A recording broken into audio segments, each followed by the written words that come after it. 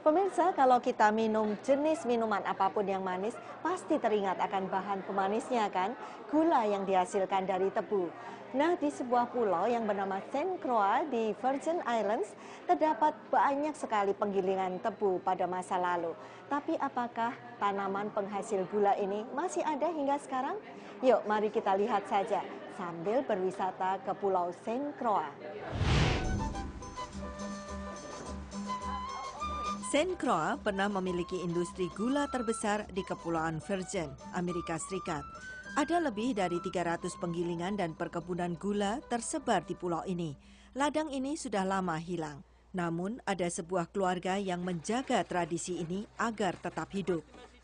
Kira-kira terdapat 200 penggilingan gula tebu saat itu. Hasil utamanya biasa mereka sebut emas cair. Saat ini tebu di pulau ini menghilang. Anda tahu tebu ada sejak zaman perbudakan hingga kini. Ini menjadi tumbuhan unik di pulau ini sekarang, karena kami satu-satunya yang masih menanamnya di tanah seluas 12.000 meter persegi ini.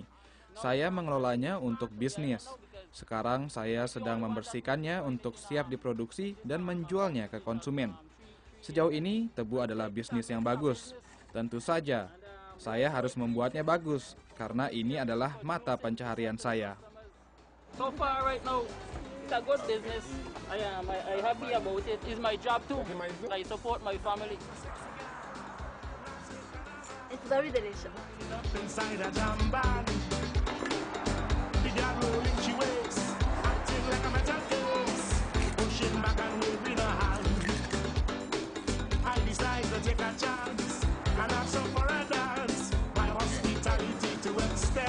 Pada masa kolonial, para budak terbiasa dengan kehidupan keras di ladang dan menggiling tebu ini. Daerah ini disebut perkebunan Gunung Kemenangan. Di sebelah sana, pabrik penggilingan. Sedangkan ini adalah gudang tempat menyimpan barang jadi.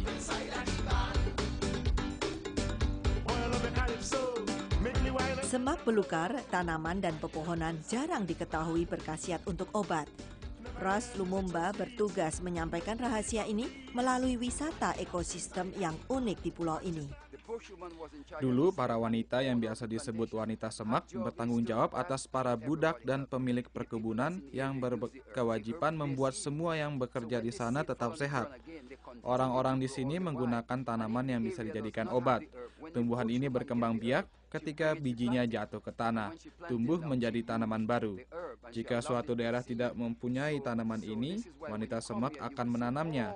Lalu dia menggunakan tanaman ini dan membiarkannya hingga berbiji. Karena itulah ketika Anda datang ke sini, Anda dapat menyaksikan semua tanaman obat yang digunakan 300 tahun lalu. Bahkan masih ada hingga kini. Kita sedang melihat peninggalan amat bernilai, satu dari tanaman obat terbaik yang berkalsium tertinggi. Mereka menyebutnya tumbuhan umur panjang. Ini adalah manbedoman yang digunakan orang untuk menambah sel darah merah atau hemoglobin.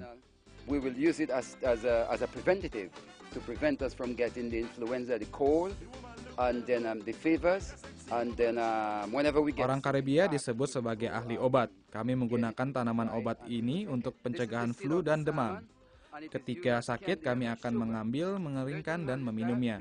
Biji merah muda ini digunakan seperti gula. Orang Karibia membawanya ke sini sebagai pemanis minuman teh mereka. Saya punya cerita ketika saya meminta uang pada ayah untuk membeli gula-gula.